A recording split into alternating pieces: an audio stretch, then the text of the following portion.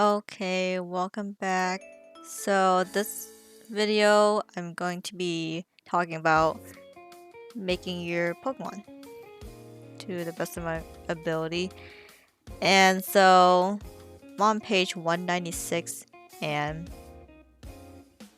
you guys know the basic if you have played the main series games where the trainer is only allowed to hold up to 6 Pokemons in their party, and then if you happen to have more than 6, then you can transfer it to the PC. So that same rule applies to the campaign. And a few differences from the main game series is that Pokemons normally can only learn 4 moves, but in this campaign, they're allowed to have up to 6 moves.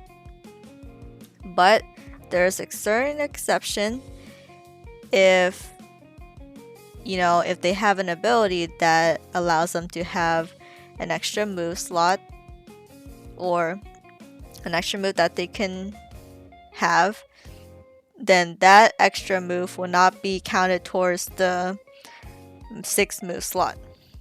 And I believe it's either an edge or a feature or maybe both. You can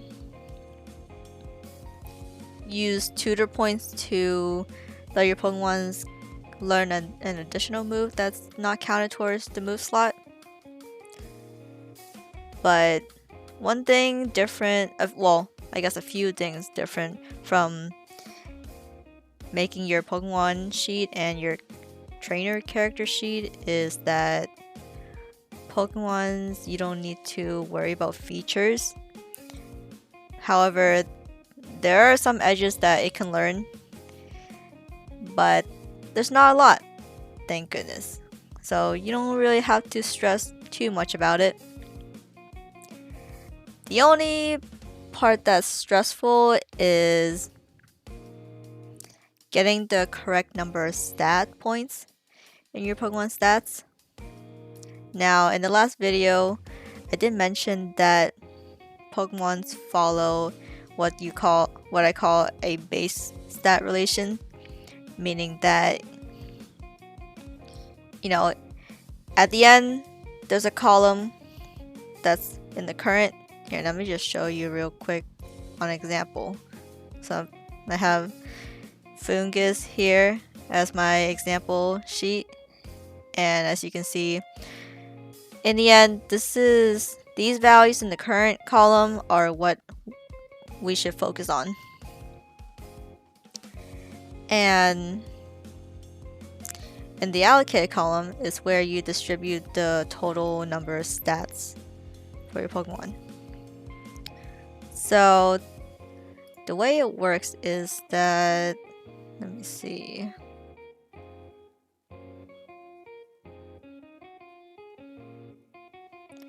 Your Pokemon total stat points depends on the level of your Pokemon right now plus 10. Yeah, so it's like this. And sorry, that's the hit points. My bad. But anyways, the total stat points is your Pokemon's level plus 10.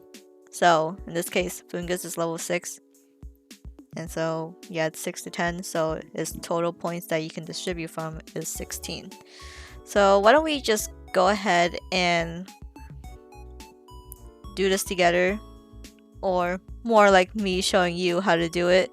But you can follow along if you have Roll20 up or whatever you're using to keep track of your Pokemon's sheet. So I have 16 points to work with. And let's say I want to have a bulky kind of Fungus, say in like special defense. So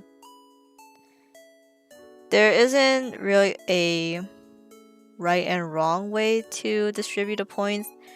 as long as you make sure that the stats with the highest base stat will always be the one that will have the most, I guess, like most out of the other stats. And it's a good way to, one trick is to just, I guess, write down, okay, if you have a stat that is tied with any other stats, you should write down, okay, this is what I want the stats to be, you know, second highest, and then the next one, and so on. So I'm thinking either for fungus, so of course HP would have the highest one, and then I'm thinking making special defense the next one on the tier, and then special attack, and then lastly attack, and then defense, and then speed. So I could just write down right here. So in this order, it would be HP, special defense, special attack, attack, defense, and speed. That way I could just remember it as my fungus levels up in the future. So this is just experimenting. I can't guarantee that you will get the allocated stats in the correct, or the allocated points in the correct stats the way you want. It's a lot of trial and error, okay? That's what makes it hard. At least for your trainer's sheet, you don't need to worry about base stats relations, but here you do.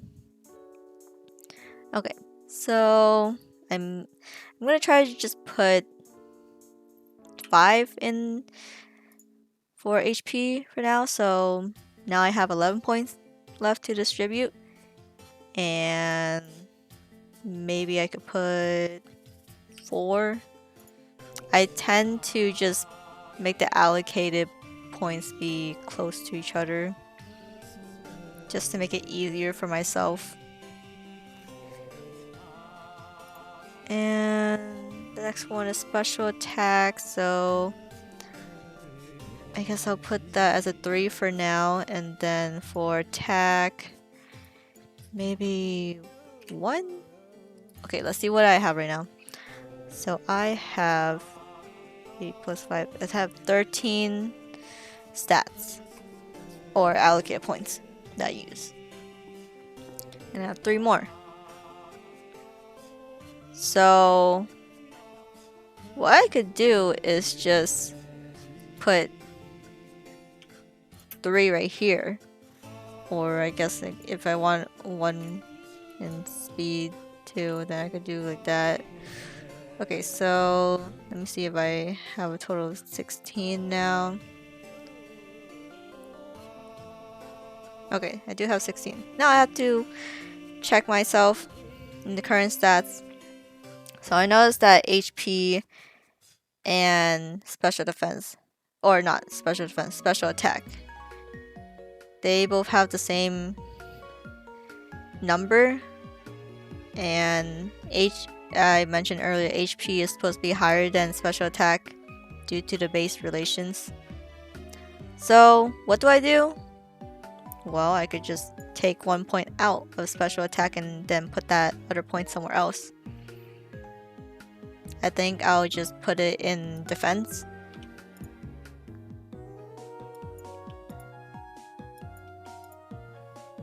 Okay, so now let me see. Okay, well, now I'm just checking it again. See that my special attack is higher than special defense when I decided to make special defense higher. So I think I'll go ahead and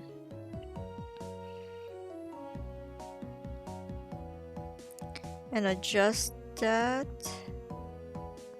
Oh, and I don't know why there are stages here. Sorry.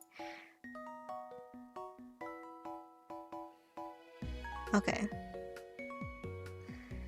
Well, now this is making it harder for myself, so I'm just going to go ahead and redo this real quick because I did not realize that there were stages, there were numbers in the stage slots. Oh, well, I guess I can explain this part.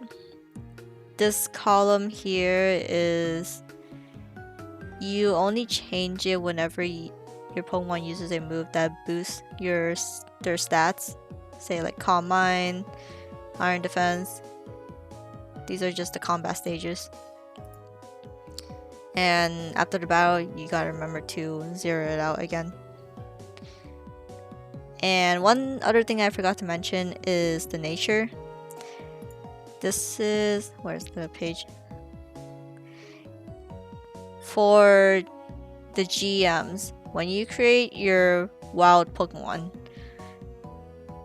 you would go to this page. It's $1.99, and you can pick whichever nature you want for that Pokemon. I tend to just use a numbered randomizer, and so just so I won't be biased about my decision. And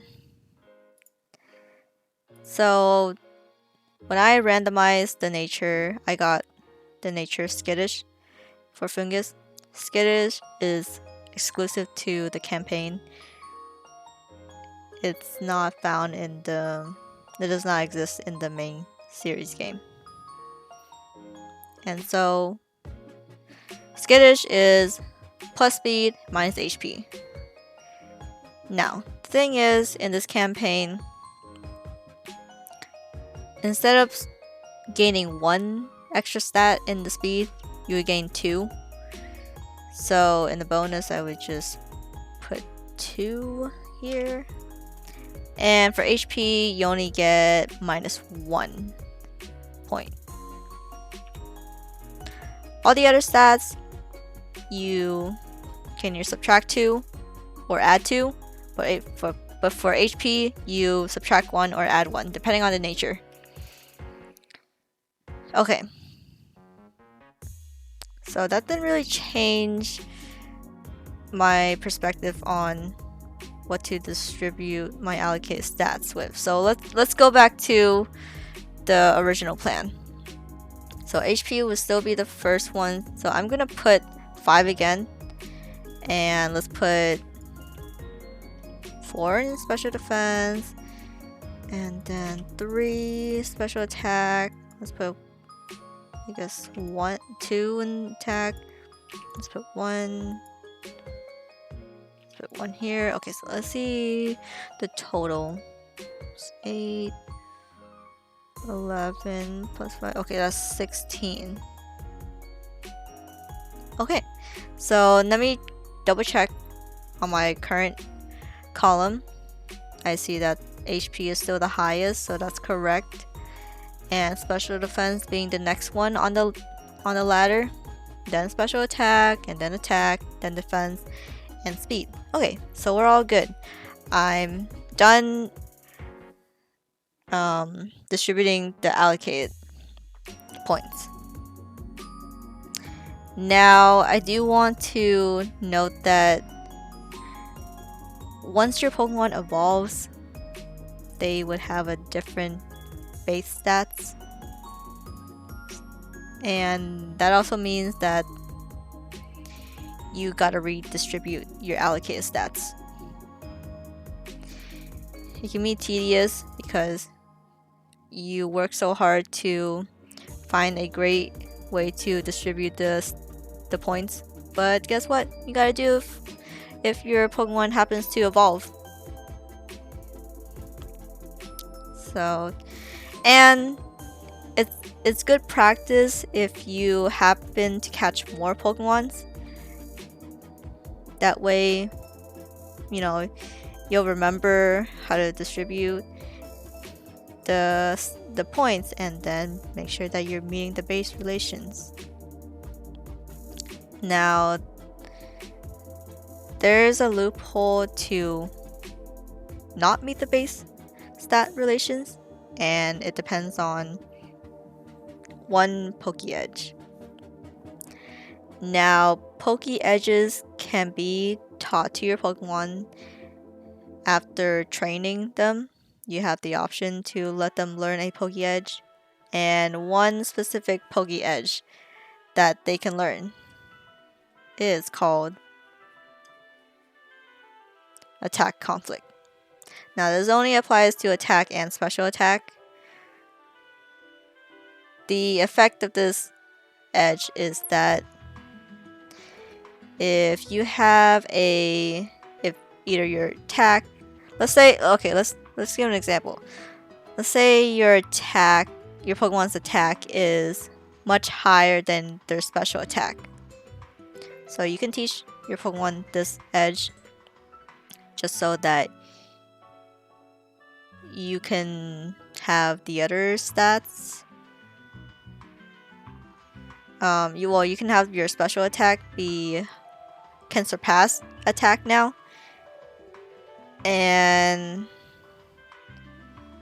that also means that your attack stats then does not need to be the highest one now. And this also applies to other stats too, according to the description. So that means the other stat does not need to remain lower than your attack stat, if that makes sense. Here's an example. One of my players,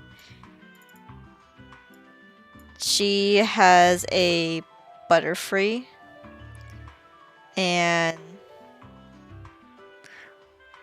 she taught her Pokemon the Attack Conflict. Now, before, when it was a Caterpie, Caterpie's base stats were that its attack is higher than its special attack. Let me just go to Caterpie real quick. Yeah, so its attack is higher than its special attack. So my player applied that edge so that the special attack will always be can be higher than the attack stat now. However, for Butterfree now, the special attack is higher than the attack stat. So I told my player that, hey, you need to change the Poke Edge now if you want to still apply it to your Pokemon. So yeah, that's one way to not follow the base stats relations. I know it can be very complicated, but the more Pokemons that you work with, the easier you'll remember how to distribute the stats and all that. Okay. Well, back to the Pokemon sheet. Pokemons do have capabilities just like a trainer does. They have extra capabilities depending on what's said in the Pokédex. This is a different PDF than the handbook. When you download it from the PTU website, there will be a bunch of files that you can download. And this is the Pokédex from Gen 1 up to Gen 6, I believe. And so, yeah. And also, the moves that they can learn can grant certain capabilities. However, if they no longer learn that move, that capability is gone. So just keep in mind of that. And here you have the conditions. There's an option to put custom statuses, which I like to put. So in my campaign, I put Wet and Possess as my 2 customs conditions. I may add more, who knows. I still gotta think of some. And then this part, the evasions.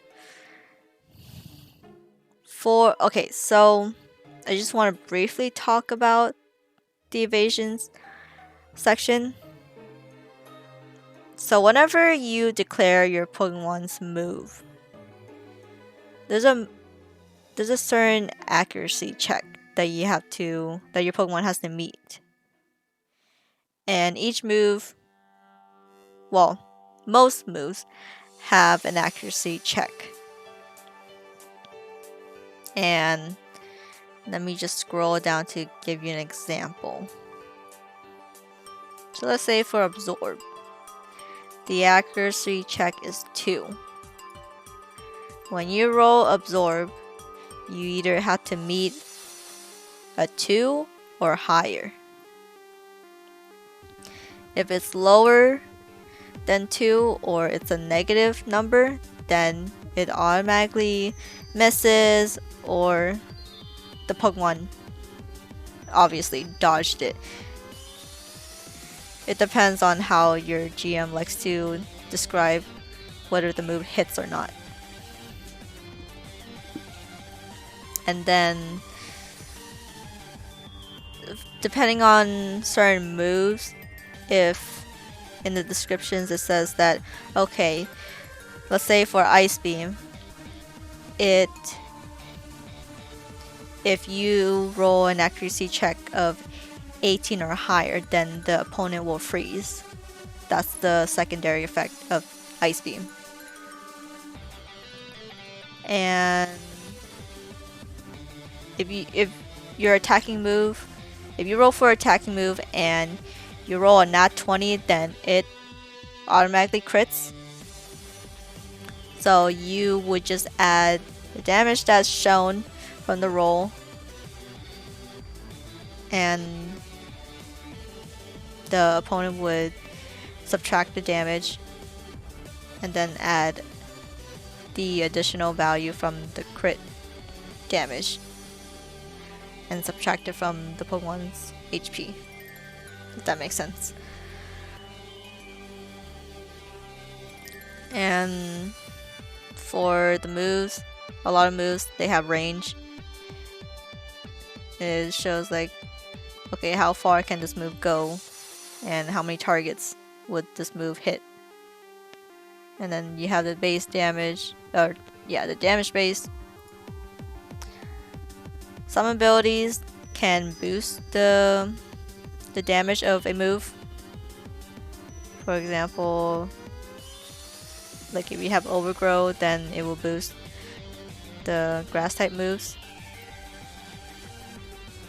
And like Technician, it boosts moves that have a low damage base, so the Pokemon would hit harder if it has Technician and a move that has a very low damage base number.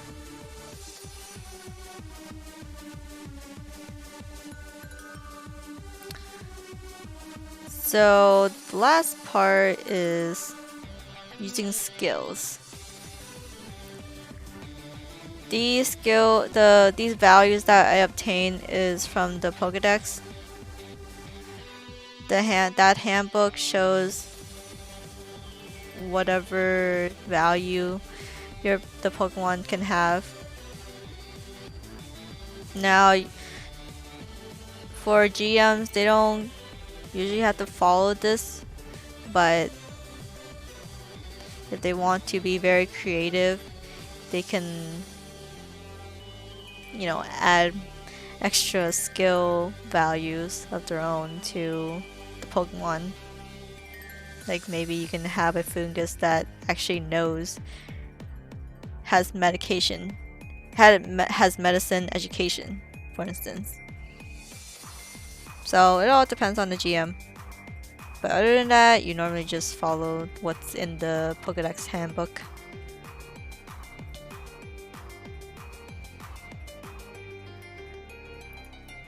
And there's also a way to increase your Pokemon skill rank simply by teaching them a Poké Edge. Where is it? Yeah, so if they take the skill improvement, you can increase the, you can level up the skill. And you can take it as many times as you want, as long as it has enough tutor points left.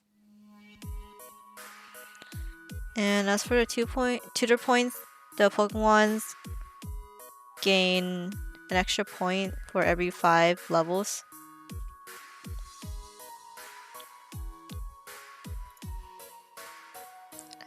I believe tutor points can also be used by features that the trainer has too.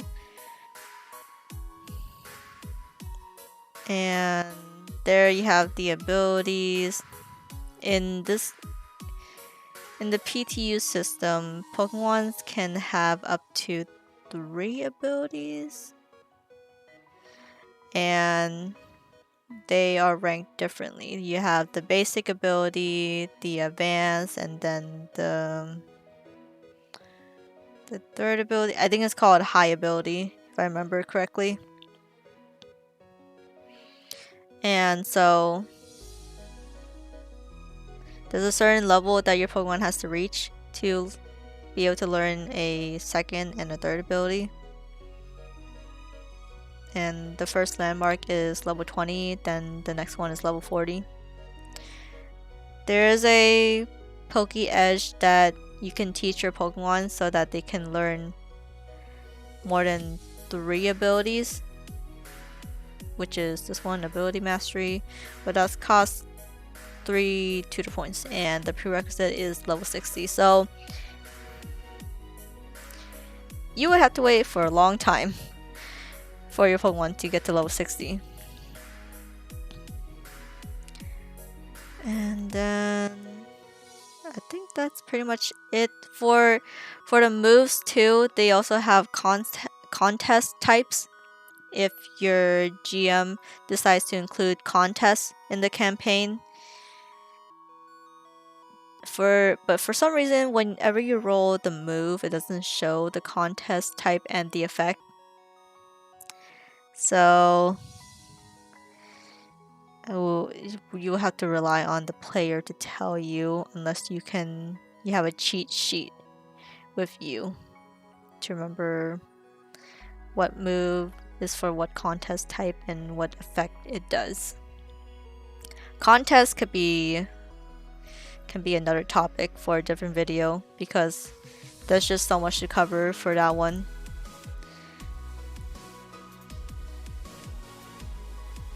And I think that is pretty much it for Pokemons. If there's anything that I missed or that you want me to discuss more about, feel free to leave it down in the comments. Otherwise, I will catch you later in the next video. Bye!